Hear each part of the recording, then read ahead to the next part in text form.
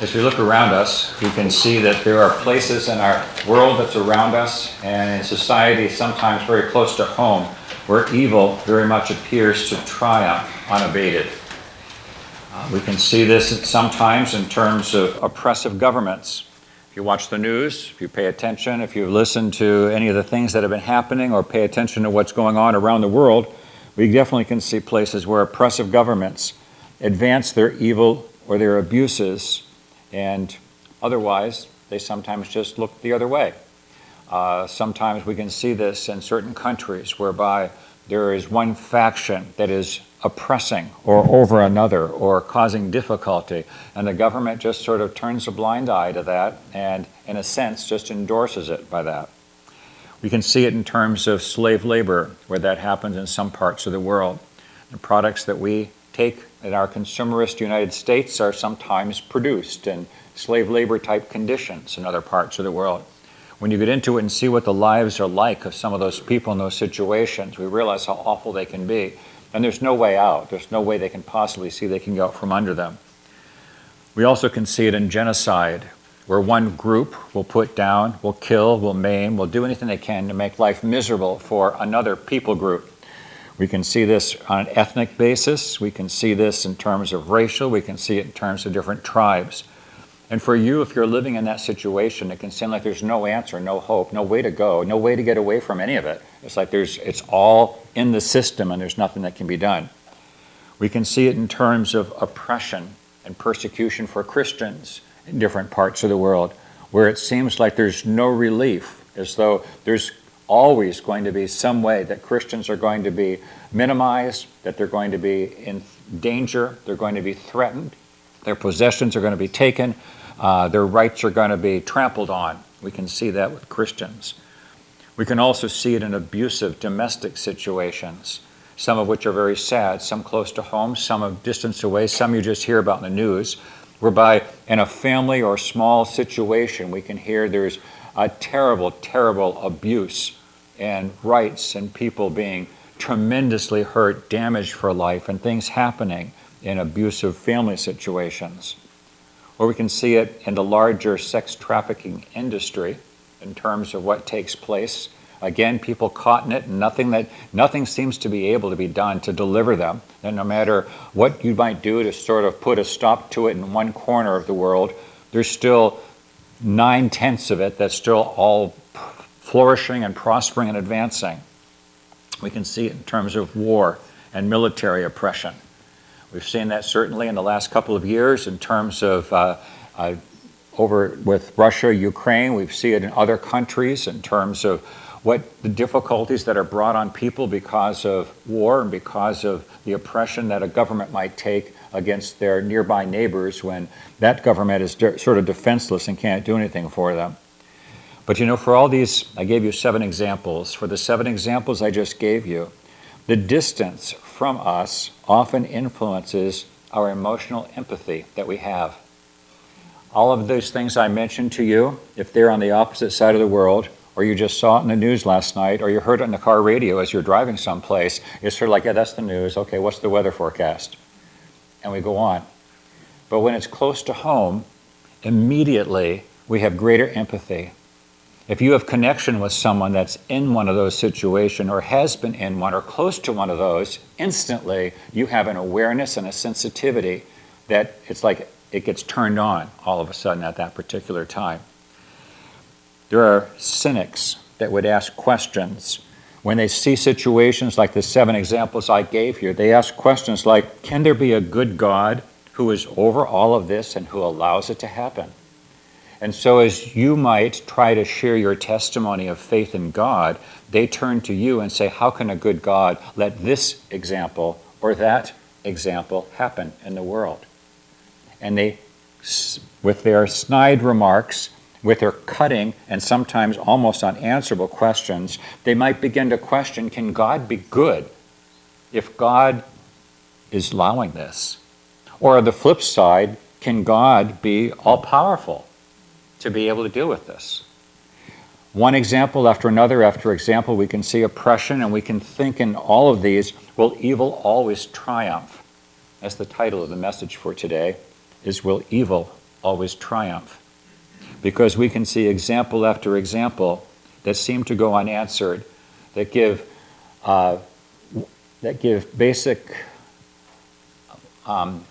comments and give food for thought and arguments to the cynic that questions a good God that's sovereign and over all.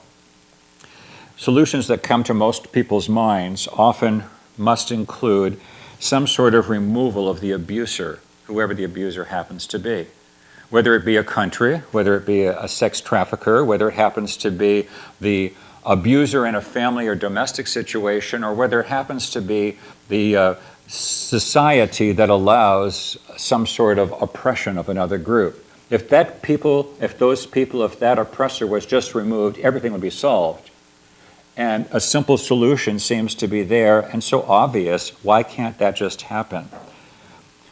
It usually means that the oppressed would be released. And it usually means that the observer, whether it's you or me, that we would be satisfied. The abuser is stopped and removed from the picture, and we, the observers, were satisfied. Finally, there's relief over here or relief over there. Our passage that we're looking at this morning is from Habakkuk chapter 2. In Habakkuk, we must realize that there is a higher order of judgment that transcends human opprobrium. In other words, that transcends your censure, your criticalness, your inner angst that you have when you see it. Because everything that I've mentioned, and I've talked even about our empathy, is at a very human level. And though the human observer would be satisfied if the abuser was removed, and when we could see that it seems as though the oppressed are then released. But there's a higher standard than that. And in the book of Habakkuk, as Habakkuk is wrestling with, as I mentioned a couple weeks ago, with chaos that's surely coming, there were problems there in his country in terms of the wickedness he could see in the government. And he starts off this book and he's saying, God, I see this, I see this, I see this. What are you doing about it? And God answers, I'm going to deal with it, Habakkuk. I'm going to call the Chaldeans in and they're going to take care of and teach you all a lesson. And Habakkuk then says in the passage that Pastor Mike looked at last week, well, how can that possibly be? They're worse than we are. I mean, you talk about us being bad, but they're worse than we are. And I want you to just think about this for a minute, that a holy God at a higher order is concerned about righteousness and justice at levels that we don't even think about. God certainly knows the Chaldeans are wicked, but he's going to deal with Judah too. He's going to deal with their sin because he cares about wickedness, whether it be in Judah, his covenant people, and with those people, as well as what's going on there with the Chaldeans and the Babylonians. And so, as Pastor Mike was sharing last week, he had a great title for his message, The Righteous Will Live by Faith and Wait, or something like that. The righteous will live by faith and wait is appropriate for us as we continue today in the next passage that we're looking at here. The righteous will live by faith and wait. That's what we have to do. We're called upon. What we can see in our text today is verses 6 through 20 of Habakkuk chapter 2. Habakkuk 2, verses 6 to 20. And what it is a sequence of 5 different woes that are called upon 5 different groups of oppressors, or people that are in violation of God's standard, that are against doing things God's way. We certainly see that in group number 5. Group number 5 are for idol worshipers, but group 1 through 4 are all people that have taken advantage of other people in some way, shape, or form. Now, the world that you and I live in is far removed from Habakkuk's world of thousands of years ago. But for Habakkuk's world, what he was dealing with was this problem of justice and what's going to happen there within Jerusalem and with the Chaldeans. And these 5 woes that are given are a sequence of pointing out that this group don't think you're going to get away with it. And this group don't think you're going to get away with it. And this group don't think that you're going to get away with it. It's a taunt thrown back at each of these different groups of oppressors, pointing out that there is a God who stands in judgment over you, and God will deal with you. It might look at the present like you're getting away with murder, like you're getting away with oppression, that you're getting away with whatever the evil or wickedness is that's out there, but you will stand accountable ultimately because God is sovereign and he's over all. And so, again, Pastor Mike's title, The Righteous Will Live by Faith and Wait, is a challenge for us when we are recognizing that there's a world around us filled with wickedness, oppression, and all sorts of evil and sin. And we can sometimes wonder, I have prayed for so many times for this people, for this person, for this family, for this situation. And there seems to be no relief whatsoever. Does God still listen? Is he caring as I keep pouring out my heart, interceding for these people? Or maybe it might come closer to home in that you are the victim in a situation like that. Does God care about what's happening to me in the big picture of any kind of cosmic justice and righteousness that pervades, that's over all, something that's much, much bigger than just at a human level what I can see and what I know about? You and I are familiar with the things that we see on the news and the small examples of a family that's dysfunctional or where there's someone that's not getting the treatment that they deserve in a family or in a life situation. But God has a much larger scope and perspective. And the sequence of 5 woes challenges us to realize that God does reign, judgment is coming, and all the earth needs to be silent before him, which is the final verse of what we're looking at, verse 20. After Habakkuk gives the 5 woes, the last verse in our text, if you look ahead at verse 20, says, "But the Lord is in his holy temple. Let all the earth be silent before him." And we have to recognize that we probably never will see an answer or the judgment that we think ought to be fitting upon this person, this family, this situation of the world. God is righteous and he is over all, and he's very much aware.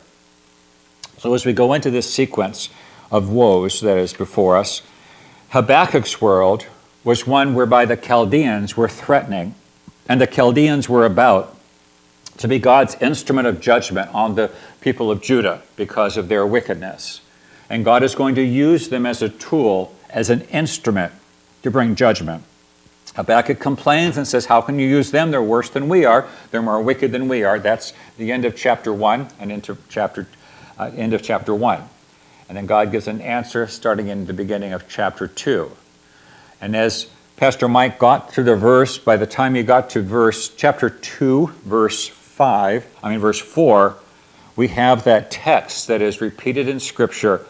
But as for the proud one, his soul is not right within him, but the righteous will live by his faith. That's the end of chapter 2, verse 4. The righteous shall live by faith. And that's a challenge for you and for me today, that we need to recognize God is sovereign. And though we may not have a quick answer to give to the cynic that questions a God that is good and a God that's all-powerful, you and I have to recognize that we live by faith in a God that is sovereign, supreme, and he's over all. In the Scriptures we can see in many of the Psalms that the Psalms will sometimes echo the refrain, how the world looks forward to the day that God comes to judge the world. And we look at those and we sometimes might scratch our heads. Why does the world, why do the trees, why does creation look forward to God coming back to judge? And in a sense we might think, well, why is judgment coming from God good? But in the context of a pervasive evil that seems to go unchecked and unabated in the world, recognizing that there is coming a day when God is going to come, he is going to judge, he is going to put down the evil, is very much something that's to be looked forward to and something very much to be desirable.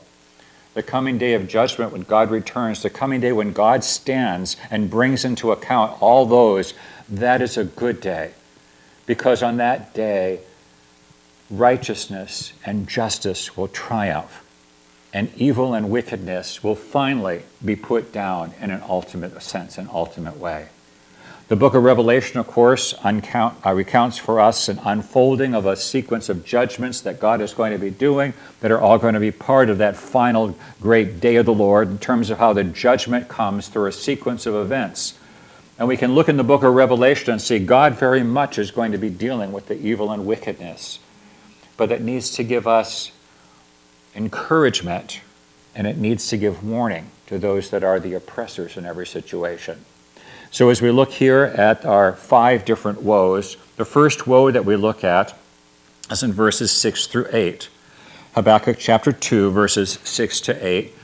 A woe is both a lament and it's a warning. It's a caution. It's saying this is coming and the judgment's going to be severe. It's a reason for there to be a woe that is drawn, that's given.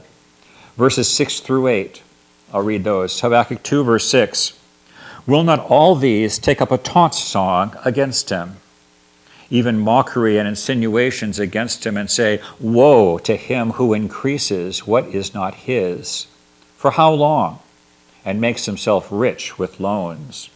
Will not your creditors arise suddenly, and those who collect from you awaken? Indeed, you will become plunder for them, because you have looted many nations. All the remainder of the peoples will loot you, because of human bloodshed and violence done to the land and to the town and all its inhabitants. Now, each of these woes that are presented here are a poetic, it's a cry, it's a song, it's something that's being spoken out against the people.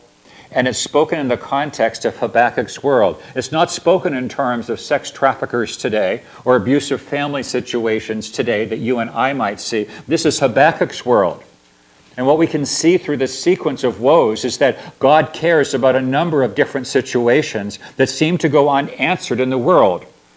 For Habakkuk, he's wondering, how in the world? This is what the Chaldeans are like. And so there's an answer in kind for each of the type of oppressions. For their boldness, the boastfulness of those that are taking advantage of others for financial reason by extortion, the answer is given is that don't you realize that your creditors, verse 7, will rise up suddenly against you? You have looted other nations. Don't you realize that you're going to be held accountable for all that? And so there's a judgment in kind for those that have had whatever type of wickedness or oppression that they have used of other people. For the Chaldeans, as they advanced, they seemed unstoppable. It seemed as though there was nothing that could stop them whatsoever. In my own personal devotions, I was reading in the book of Ezekiel this morning, and in Ezekiel I was just reading the lament for Tyre. And the lament for Tyre, Tyre is a city that was on the coast of Lebanon, the basic area just north of Israel. It was a seaport. It was a trading society and culture. They made themselves rich because of how advanced they were in their shipping and trade and commerce, and it seemed as though they were invincible, that no one could stand before them. They just had tremendous financial abilities and commerce and trade and all those things. And the lament for Tyre talks about how you made yourself rich through all these different ways, but don't you realize judgment is coming upon you? And it's a lament because of how they lifted up their hand against others. God's going to hold those that are in the seeming strong position and seeming invincible. They're going to be held accountable by God. And we could see in history that Tyre was eventually overthrown. So this taunt song of those that take advantage of others, it's a woe to those who take financial advantage by theft and extortion. Those that take advantage. And as we look at this, we can recognize that business and commerce can be used to leverage against other people. And some will do that. They'll financially keep people in their place. They'll control them. They'll take advantage of their ability, their strength. In the Industrial Revolution, we certainly could see examples in the North whereby immigrant groups were taken advantage of by those that were business owners, and they were used to their detriment without watching out for their welfare. And then back during the Industrial Revolution, we could see that. We certainly can see it on the South in terms of the slavery, in terms of what was done at that time. Whether it's North or South, we can see people taking advantage of other people for their own personal financial advancement and for their gain. And in this situation that is dealt with here, there's a woe against those. Because for the victim that might be the immigrant in the north or the slave in the south, there seems like there was no answer and no escape. And yet, in this scenario, God is very much aware of what's taking place, and he will hold accountable those that are in those positions that are causing the oppression. In the second woe, in verses 9 to 11, we see that this is a woe to the one who selfishly and arrogantly overthrows and takes for his own prideful gain. The one who selfishly and arrogantly overthrows and takes for his prideful gain. Verses 9 to 11, I'll read those. Woe to him who gets evil gain for his house, to put his nest on high, to be delivered from the hand of calamity. You have devised a shameful thing for your house by cutting off many peoples. You are sinning against yourself. Surely the stone will cry out from the wall, and the rafter will answer it from the framework. The woe here is to the one that has taken advantage of others, selfishly advancing his own cause, saying, look at me, I'm invincible. Look how I have built my tower, I've built my fort. I don't know what it is exactly in the Facebook feeds that controls the extra things that you get sent. Some of you that are into Facebook, you know what I'm talking about. The rest of you, you can get random things sent. For some reason, Facebook thinks that I'm fascinated by castles all over the world. And so I get a stream of castles, beautiful castles in Spain and Germany and France, wherever they happen to be. But they are all castles that were built for defense. And some of them look impregnable. I mean, they're built high on cliffs. You wonder how in the world could some opposing enemy ever attack that particular castle that is up there. I only reference that in this context because in verse 9 it says, woe to who gets evil gain for his house, to put his nest on high, to be delivered from the hand of calamity. The picture here is of one that by virtue of how he has taken advantage of others, he has made his own defenses seemingly impregnable to other people. He is proud of the fact that no one can attack, no one can challenge him because of how invincible it is. It's interesting that the picture is one of building a nest, like a picture of an eagle or some bird that has its nest set on high and seemingly untouchable. But then it talks about you've devised a shameful thing for your house. It's a word play here, but notice how it picks up in the last part where it's being mocked. Surely the stone will cry out against the wall, and the rafter will answer it from the framework. Here's metaphorical references here. You can imagine a stone house, which they would have had there in Israel, a stone house with a wooden framework, the superstructure support for the roof and for possibly upper stories in terms of the floors. And here it's as though the house is talking back and forth. It's saying, you built this castle, you built this nest, you built this fortification that you think is invincible, but the very thing you have built is going to call out about the fact that you're going to be overthrown because of what you have done. Again, these are word pictures. They're like paintings with words to try to describe situations, to evoke our emotion, to think about it. Hebrew poetry is written for the purpose of evoking our emotions and our understanding of a situation.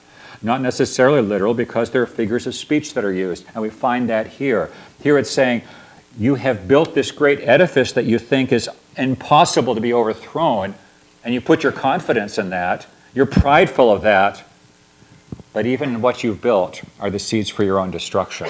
You're not going to be able to stand. So verses 9 to 11 speaks a woe to those who selfishly and arrogantly overthrow and take for their prideful gain.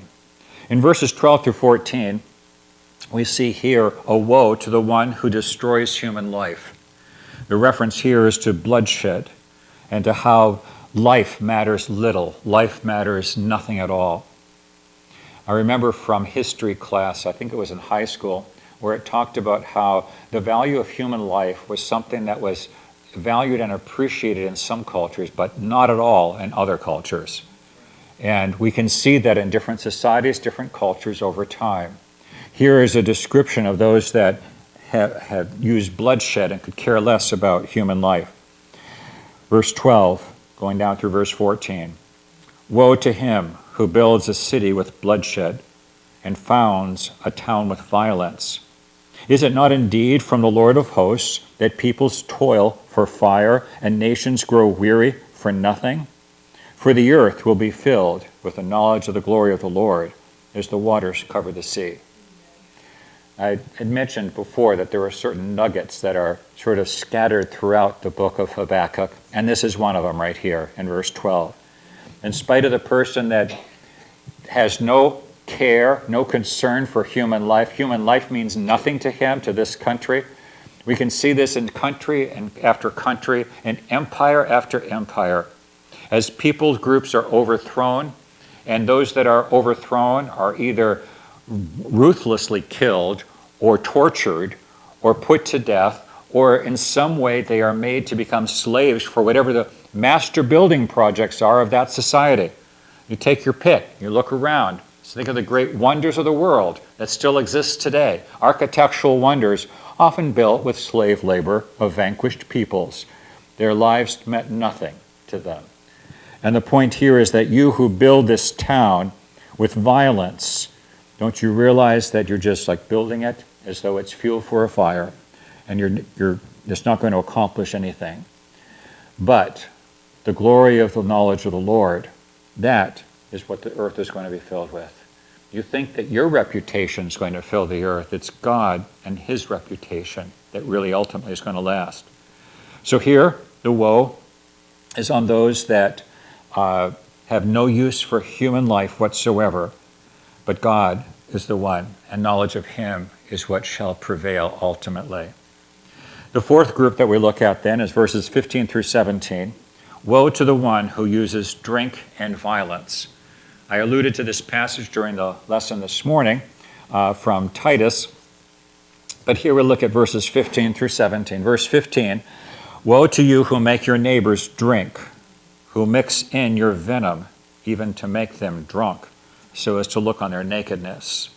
You'll be filled with disgrace rather than honor. Now you yourself drink and expose your own nakedness. The cup of the Lord's right hand will come around to you, and utter disgrace will come upon your glory. For the violence done to Lebanon will overwhelm you, and the devastation of its beasts by which you terrified them, because of human bloodshed and violence done to the land, to the town, and all its inhabitants. You can look here, and we can see that they are held accountable for what they have done.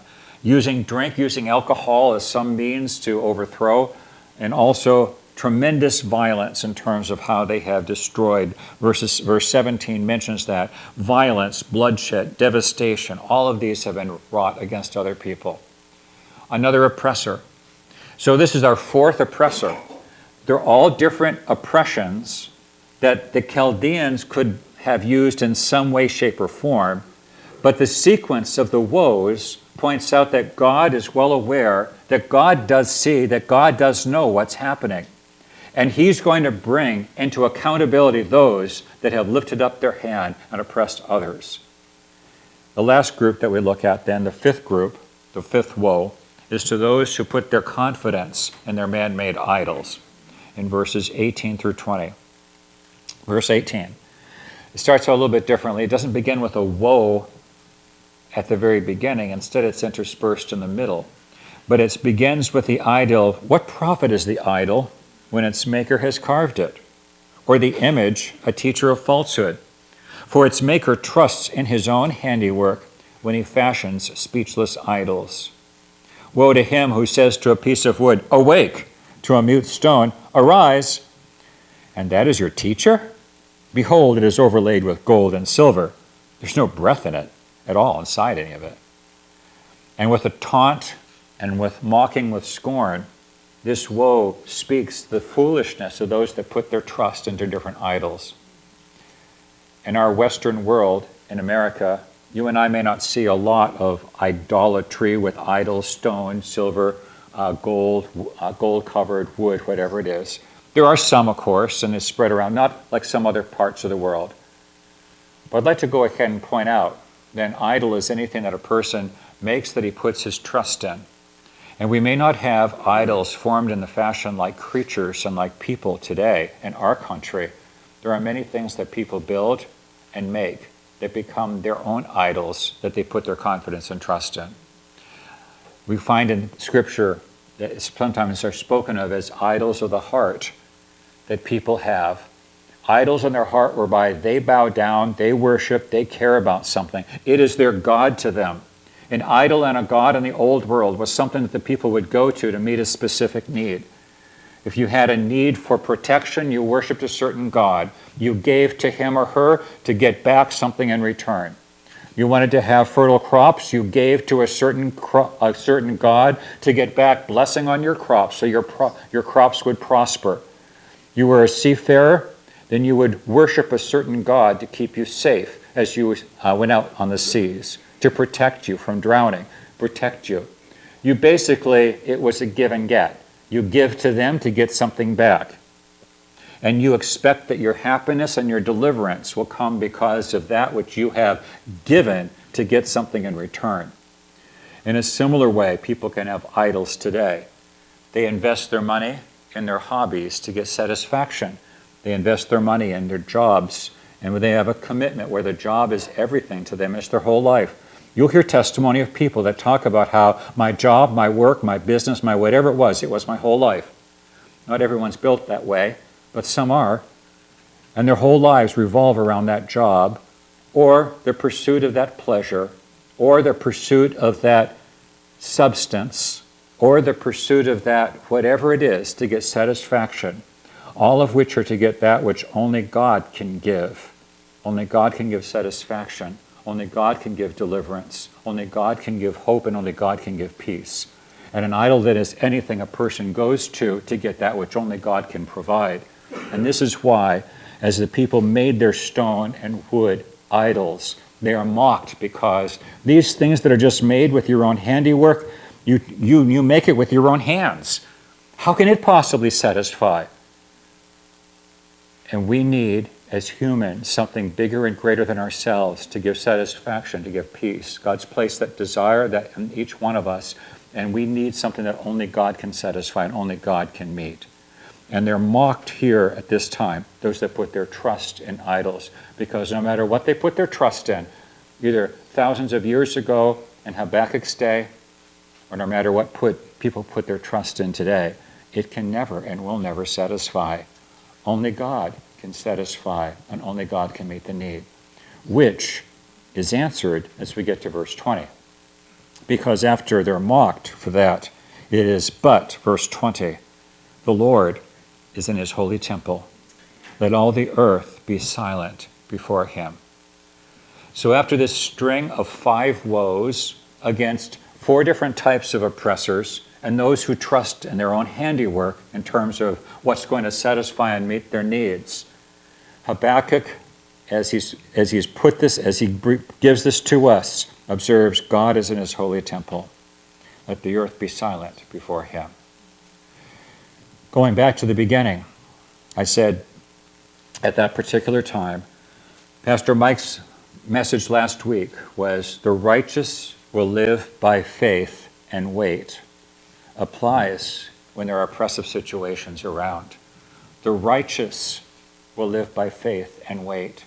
God will bring judgment. God will answer. God is very much aware of what's happening. I'd like you to turn back in your Bibles with me, please, to Psalm 73. Psalm 73 is a psalm whereby the psalmist had wrong thoughts, came to himself and corrected his thoughts. He had the wrong thoughts as he looked around and he saw that the wicked seemed to be prospering no matter where he turned. Because he saw the wicked prospering, he wondered, how can I possibly be doing right? Listen to Psalm 73, verse 1. Surely God is good to Israel, to those who are pure in heart. But as for me, my feet came close to stumbling. My steps had almost slipped, for I was envious of the arrogant. I saw the prosperity of the wicked, for there are no pains in their death. Their body is fat. They're not in trouble as other men. They are not plagued like mankind. Therefore, pride is their necklace.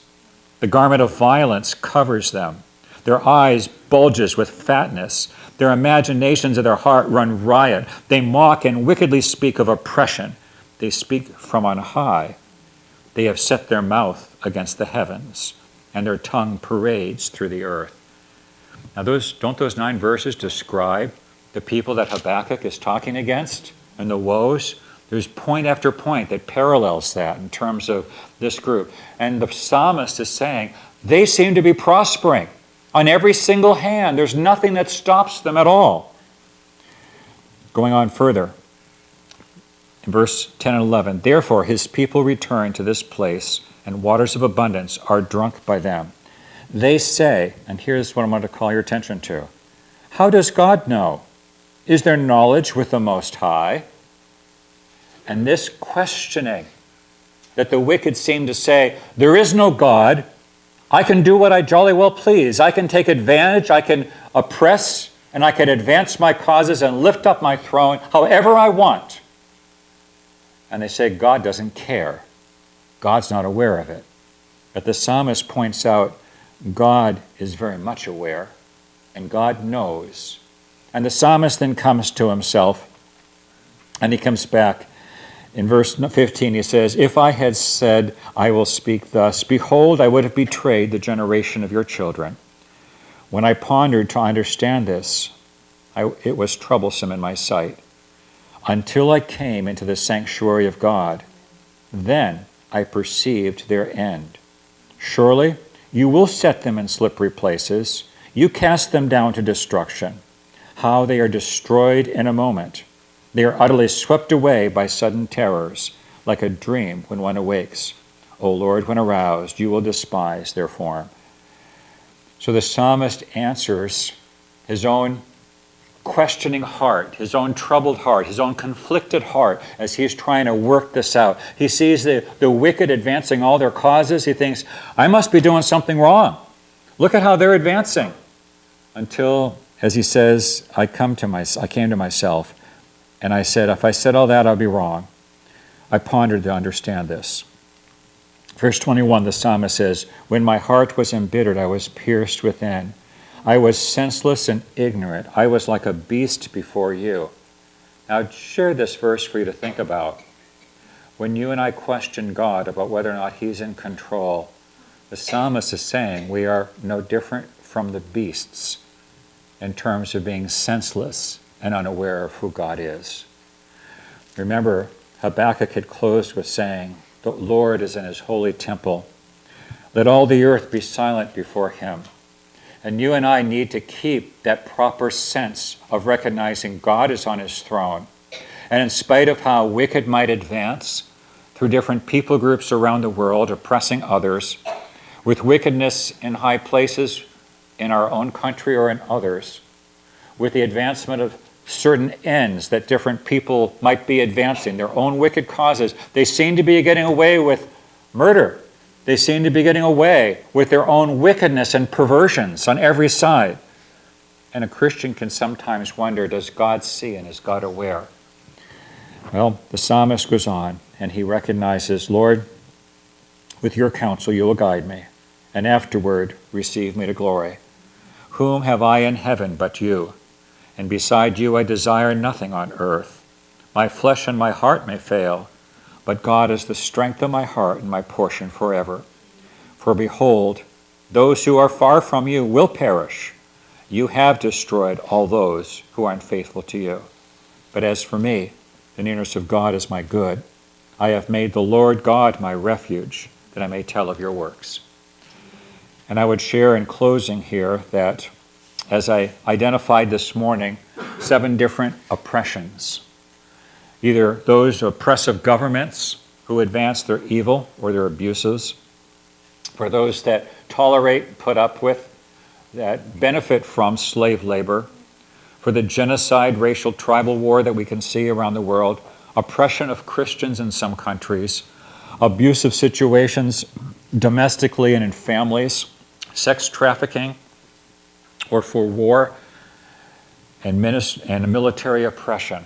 For all those, we can be very discouraged and wonder, and the people around us can say, how can there be a God that's over all? But the just, the righteous, will live by faith and wait, because God will answer and he will put down. So that's to serve as two goals. One goal is to encourage us that God is sovereign and on the throne. And likewise, as a warning to those that are the oppressors, that their day is coming. God does see, God does know, and God will judge and put down one day. Because God's standard is higher than ours. We might only think, well, if God would just remove the oppressor, then the person being oppressed would be released from that bondage or from whatever that oppression is. But God's standard is much, much higher. He recognizes that there's judgment, that all the world stands in judgment before him.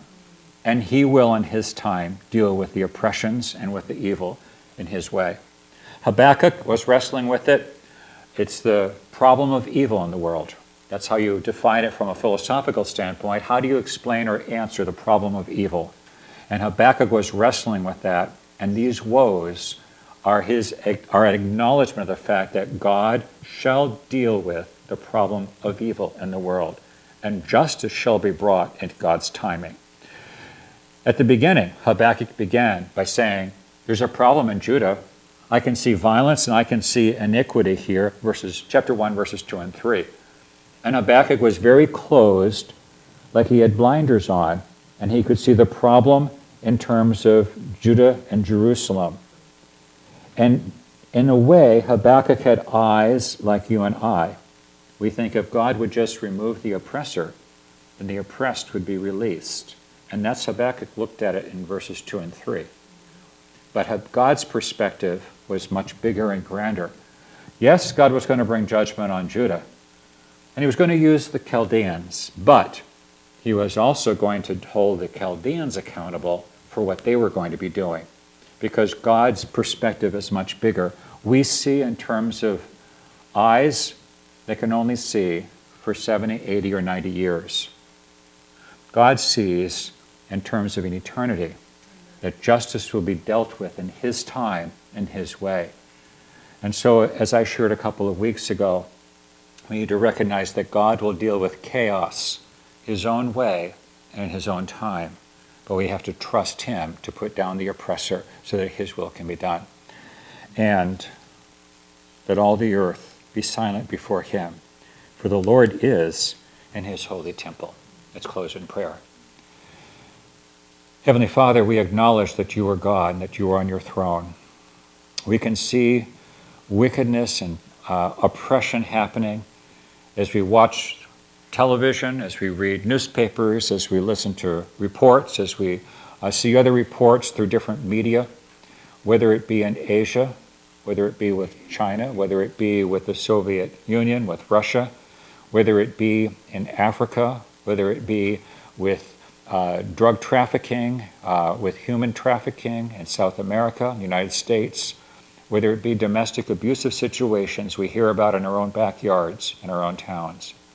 Lord, we recognize that there are wicked people advancing their wicked causes, but you are just and you are on your throne. Help us, Father, to live by faith in you, that you will deal with the wicked in your time and your way, and to trust you. May that be a warning to those that are the oppressors, and to us if we're ever tempted to think along the lines of their ways.